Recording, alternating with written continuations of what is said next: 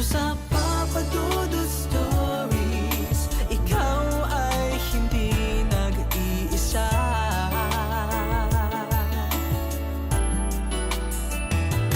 Dito sa Papa Dudut Stories, may nagmamahal sa'yo. Papa Dudut Stories, Papa Dudut Stories. Dear Papa Dudut, sa lahat po ng mga nakatutok ngayon, huwag kalimutan na mag-like, mag-share at mag-subscribe.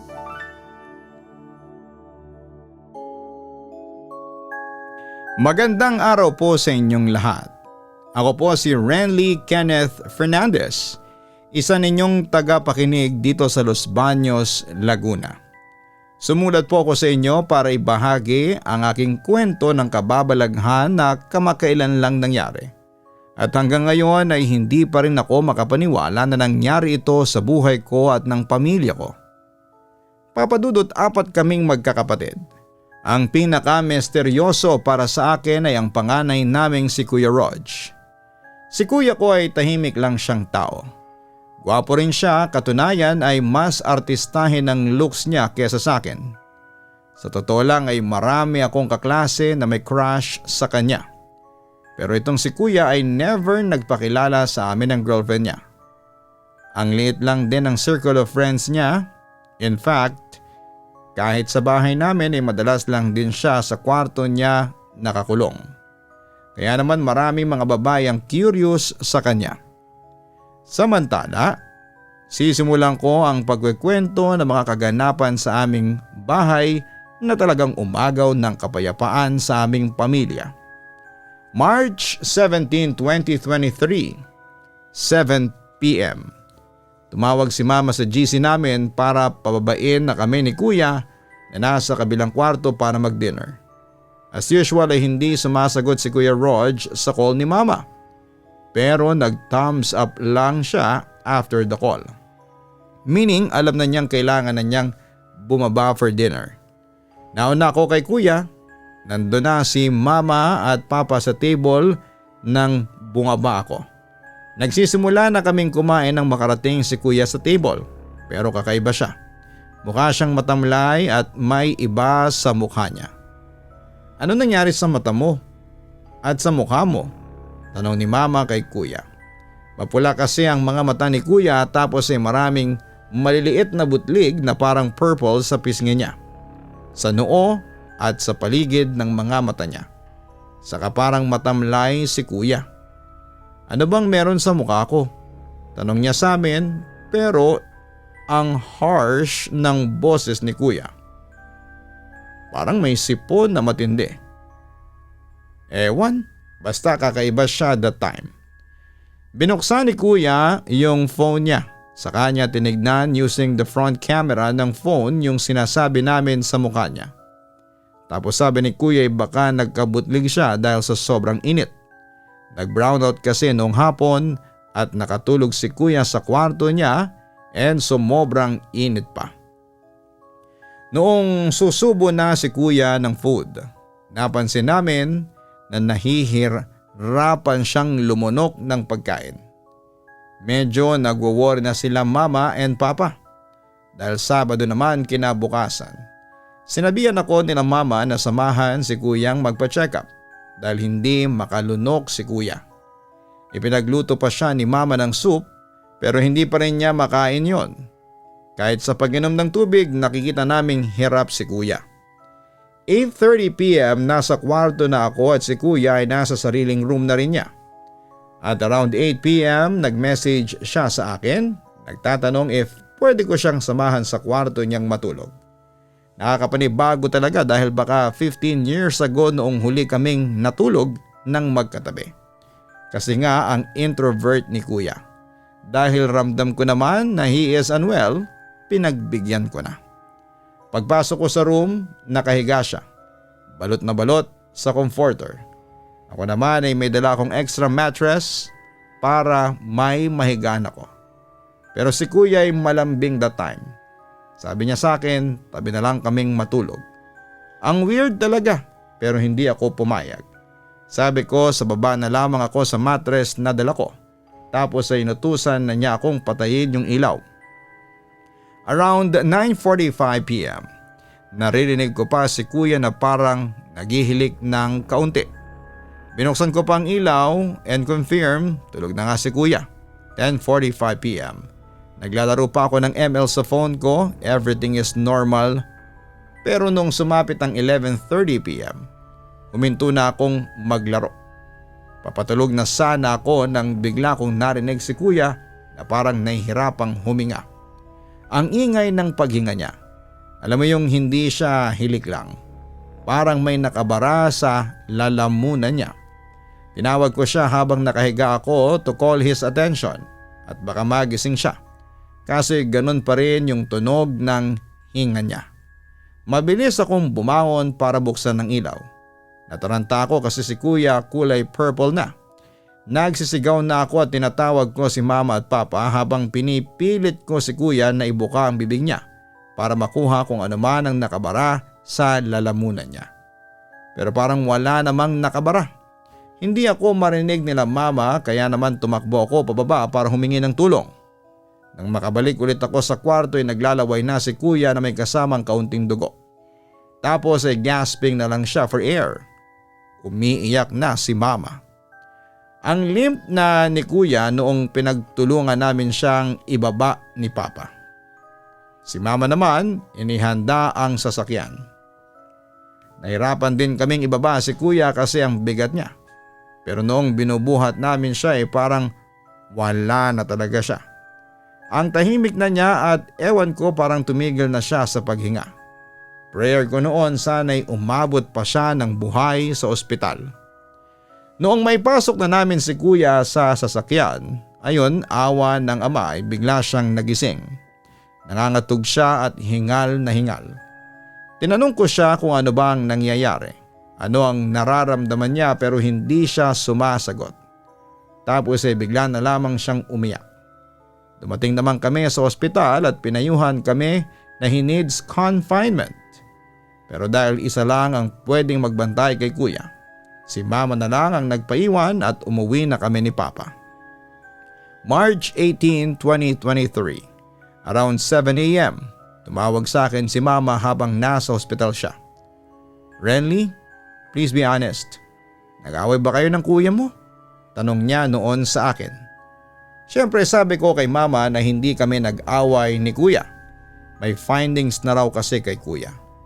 Yung hoarseness ng boses niya, yung red eyes niya at yung parang maliliit na butlig sa paligid ng mata niya plus may mga parang markings pa sa leg ni kuya ay sign daw na may sumakal kay kuya. Napamura ako noon, Papa Dudut. Si mama parang ako pa yung suspect niya sa mga pangyayari. After the call ay pinuntahan ko naman si papa sa room nila sa ibaba. Magkausap na sila ni mama via phone. Ako naman ay hindi ko napigil ang umiyak kay papa. Naawa kasi ako kay kuya tapos ay parang ako pa yung bad guy for mama. Si papa naman sabi niya sa akin, alam niya na hindi ko yon magagawa. And tama naman si papa doon. Kahit ang daming lamang sa akin ni kuya never akong nainggit sa kanya at mahal ko yon. Sumapit nga ang 12:30 p.m. lunchtime na. Ang lungkot ng paligid. Kinuwento ko ulit kay papa kung ano ang nangyari bago sila dumating sa kwarto noong gabi na parang mamamatay na si kuya. Tapos ay biglang naalala ni papa na noong mag-dinner kami ay may kakaiba na sa kapatid ko. Tapos harsh pa yung boses niya. So napakalaking palaisipan noon sa amin kung sino ang sumakal kay kuya. March 21, 2023, nakalabas si kuya ng hospital. Stable na siyang umuwi sa bahay. Salamat sa Panginoon. Ito din ang simula ng unang gabi na nasa kwarto ako ni kuya natutulog. All goods ang pagtulog namin sa gabing ito. March 22, 2023, nang magsimulang magkwento sa amin si kuya. Sobrang hahaba kung ikikwento ko dito ang mga binahagi ni kuya. Kaya marapatin nyo sana na ikwento ko sa ibang post yung side ni kuya. But the bottom line is may sumakal daw sa kanya at gusto siyang patayin. Pero nakakatakot ang mga kwento niya sa amin. Mahirap paniwalaan pero parang totoo.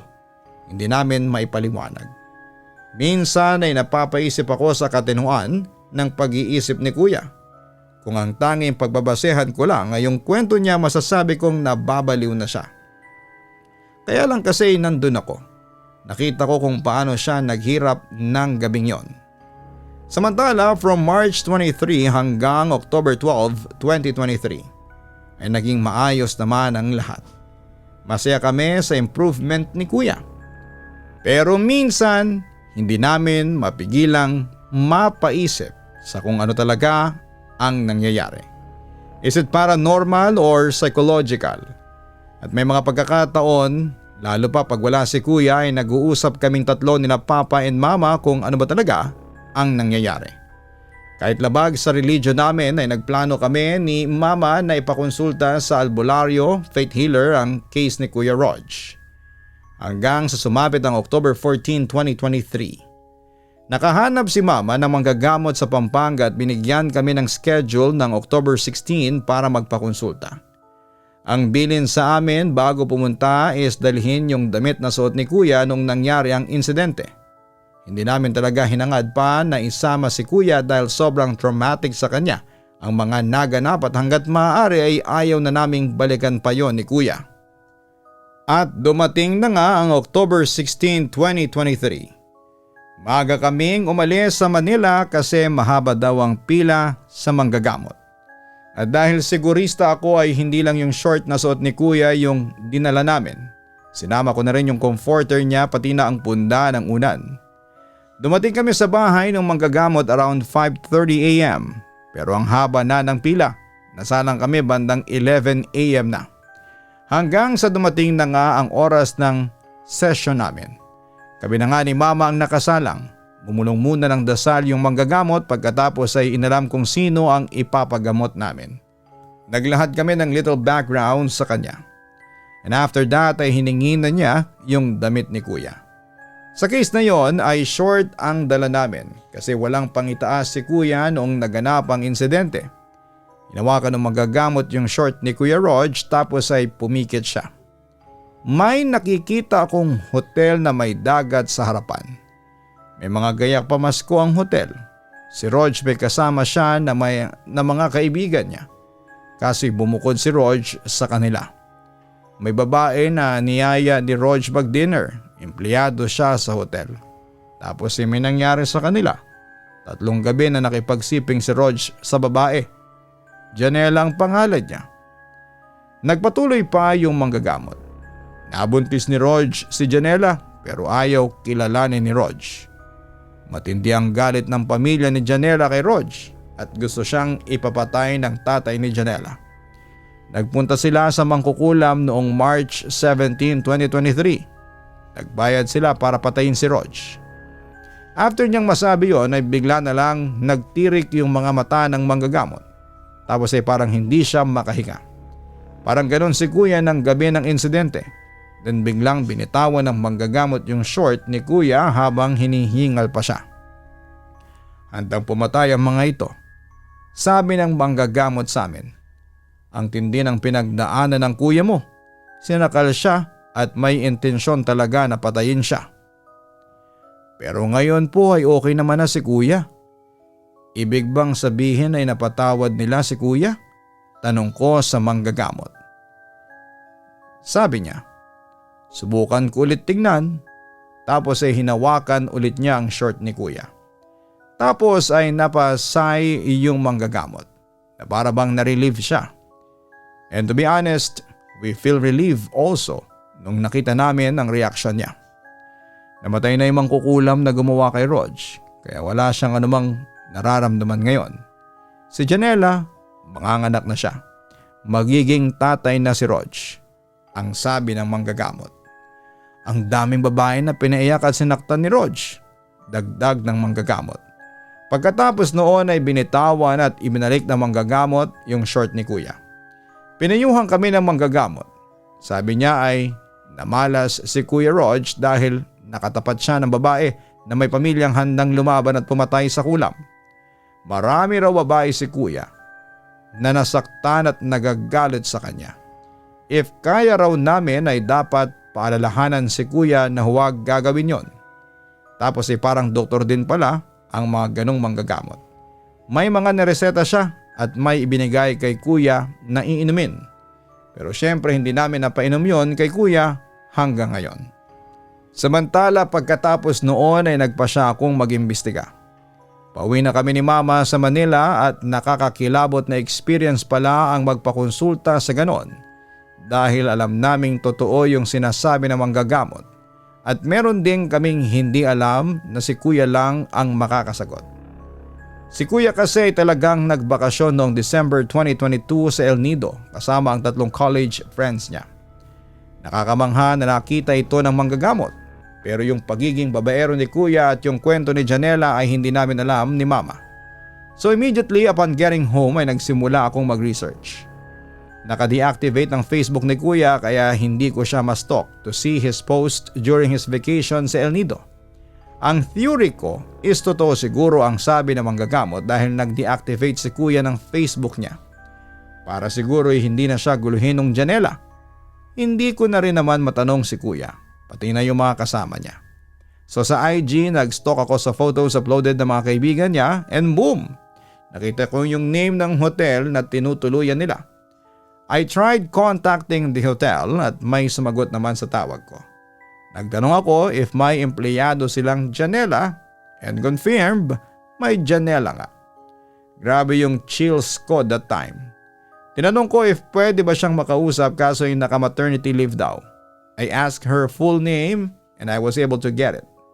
Ayun na, I started looking for her sa Facebook and Janela really exists. Samantala Papa Dudut, hindi ko na pinaalam kay Kuya na may alam ako tungkol kay Janela. Ayokong mag-cause ng stress kay Kuya. Sa kabila kasi ng mga paranormal activities na nakikita namin, hindi ko pa rin maalis ang katotohanan na baka psychological lang ang lahat ng mga nangyayari. Pero kay Mama at Papa ay nakwento ko ang mga ito. Mula nung mahanap ko ang Facebook ni Janela ay palagian na akong nag-i-stalk sa profile niya. Nakapublic ang mga post niya. Kaya naman noong manganak na si Janela ay alam kong yon at ipinapakita ko yon kina Mama at kay Papa. Sa totoo lang, kami ni Mama ay kumbinsidong anak yon ni Kuya kasi magkamukha sila. Sabi nga ni Mama ay parang nakikita niya si Kuya noong baby pa siya. January 27, 2024. Ito yung araw na muli kaming nabulabog na mga kababalagan. Sila Mama at Papa noon ay nasa bakasyon sa Hong Kong. Ako naman ay nasa high school dahil may pasok ako. Si Kuya lang mag-isang nasa bahay kasi naka-work from home naman siya. Around 1 p.m. nag-chat si Kuya. Tinatanong niya kung anong oras ang uwi ko, so sinagot ko siya. Sabi ko ay around 7 p.m. pa ako makakarating sa bahay. Nag-reply si Kuya. Nagtatanong if pwede na muna akong umuwi dahil masama raw ang pakiramdam niya. So tinawagan ko siya para alamin kung ano ba ang nangyari sa kanya. Sabi niya ay nanglalata siya at hindi niya may paliwanag dahil sobrang init ng pakiramdam niya. 3 beses na raw siyang naligo since 11 a.m. pero ganun pa rin ang pakiramdam niya. Ako naman to the rescue. Nagpaalam ako sa mga professor ko na may emergency sa bahay. So ayun, dumating na yung grab car and mga 2:30 p.m. ang expected na dating ko sa bahay. Bandang 1:45 tumawag si Kuya at tinatanong kung nasaan ako. Pero parang hinihingal si Kuya. Sabi ko ay relax lang siya at paparating na ako. Kinakabahan ako sa sagot ni Kuya, baka raw hindi ko na siya abutan ng buhay dahil hirap na siya. Lakas loob na nag-message ako kay Janela. Ito yung mismong sabi ko sa kanya. Hi Ma'am Janela, si Renly po ito, kapatid ni Kuya Rog. Ma'am, pasensya na po sa mga nagawa ni Kuya pero baka pwede po nating mapag-usapan. Kawawa po kasi si Kuya, sana po'y maayos natin please. Check ako ng check if nasina niya. At the same time ay tawag ako ng tawag kay Kuya at nahihirapan nga raw siyang huminga. Around 2:30 p.m. nakauwi na ako sa bahay, kaso ang tanga ko rin. Napaalis ko pa yung sasakyan. Mabilis akong tumakbo sa kwarto ni Kuya Rog. Pagbukas ko, ang lamig sa room niya. 16 degrees yung setting ng aircon niya, tapos ay bukas pa ang electric fan at nakatuto kay Kuya.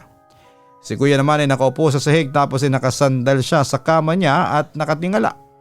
Humihingal si Kuya at pawis na pawis siya. Kahit sobrang lamig sa kwarto niya, si Kuya ay nakangangana sa paghinga.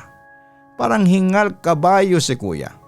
Sabi ko sa kanya, dadalhin ko siya sa hospital kasi mukhang hindi na raw niya kayang bumaba ng hagdanan. I assured him na gagawin ko ng paraan.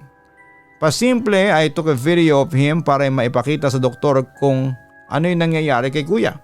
Tapos sinend ko kina mama yung video ni Kuya.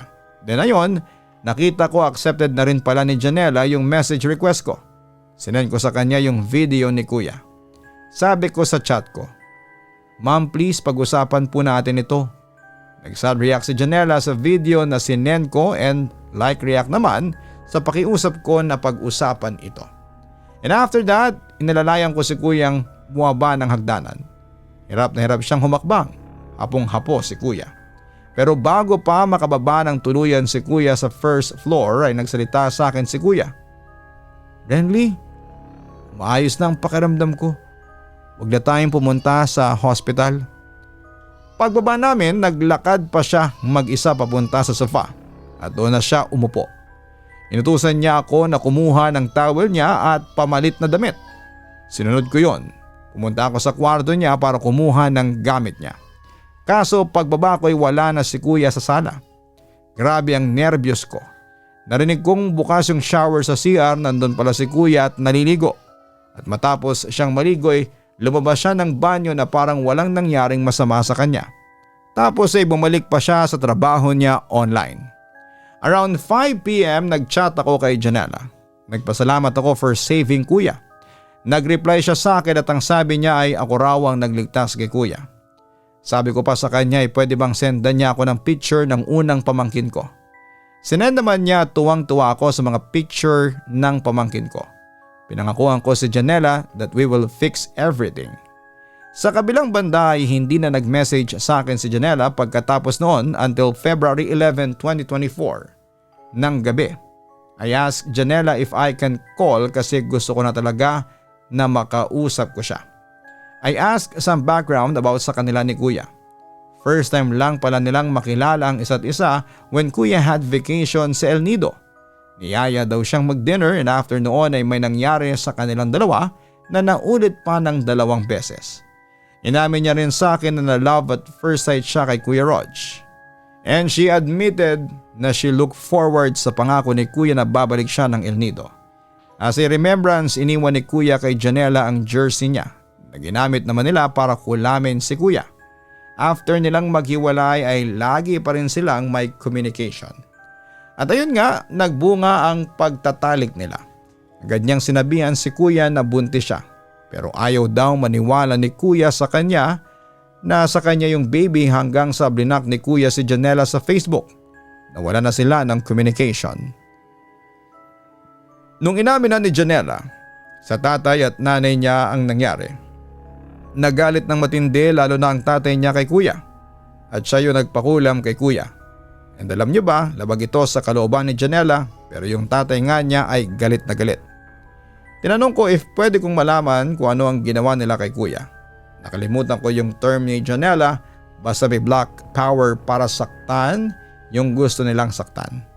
Maraming beses na pala nilang sinaktan si Kuya pero March 17, 2023, case talaga yung pinakamalala. Kinuwento ni Janela yung nangyari ng gabing yon. May manika daw sila na gamit kung saan ay naka-attach yung piraso ng tela ng jersey ni Kuya. Tapos yung mangkukulam, diniinan yung leeg ng manika at yon yung sakal na naranasan ni Kuya. Yung January 27 naman na insidente is nilagay nila yung manika sa loob ng isang kahon at saka nilagay sa plastic. Kaya raw naiinitan si Kuya at nahihirapang huminga noong time na yon.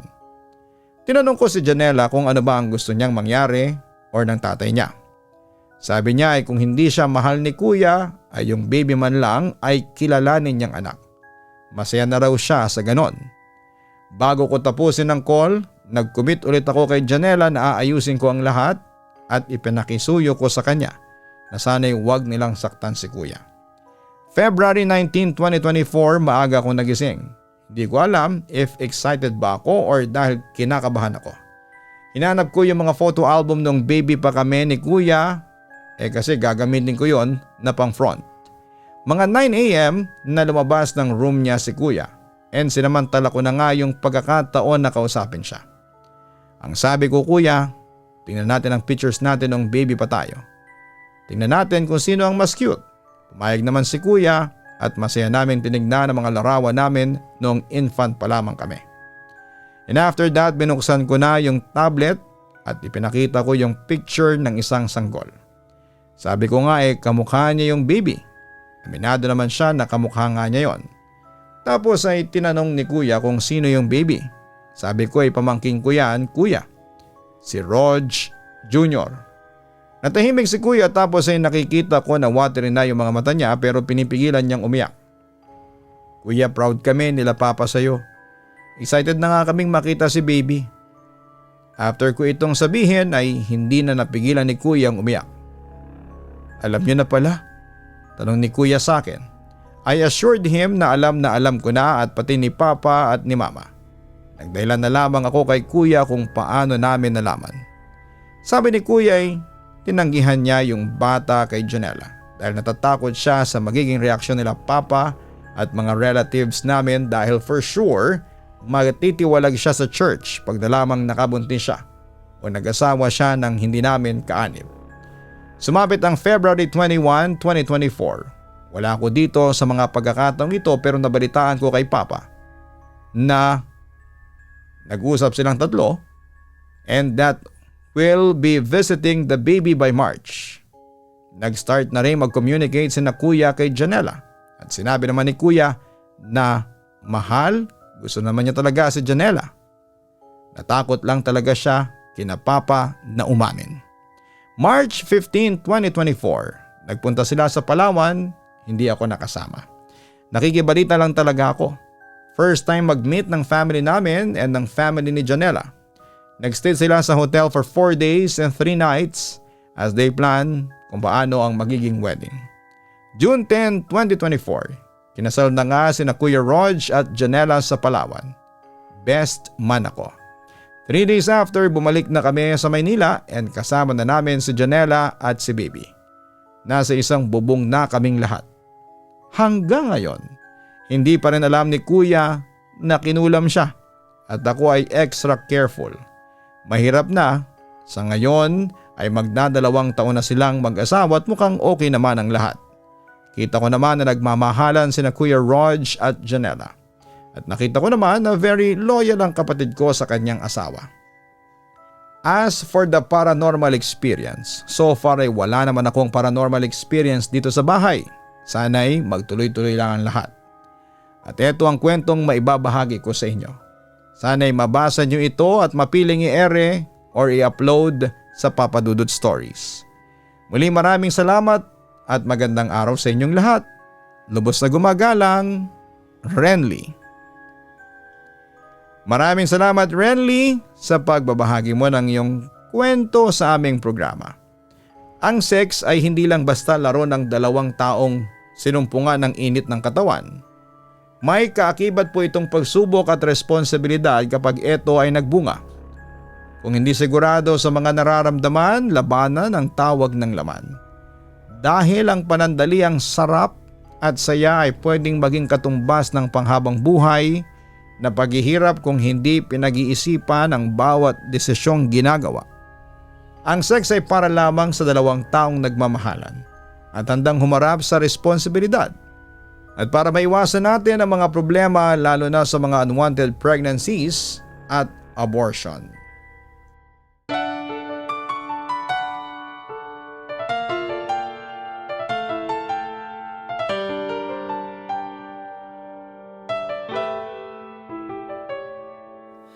Ang buhay ay mahiwaga, laging may lungkot at saya. sa Papa Dudut Stories, laging may karamay ka.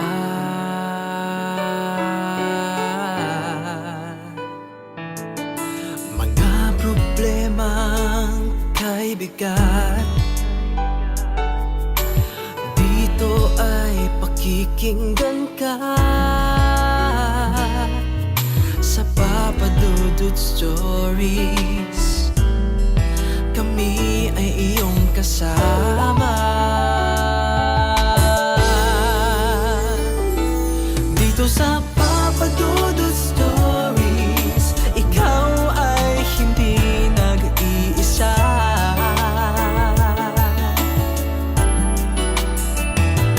Dito sa Papa Dudut Stories, may nagmamahal sa'yo.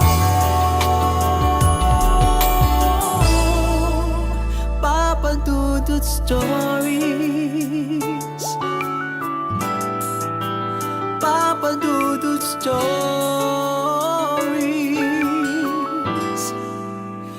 Papa Dudut Stories.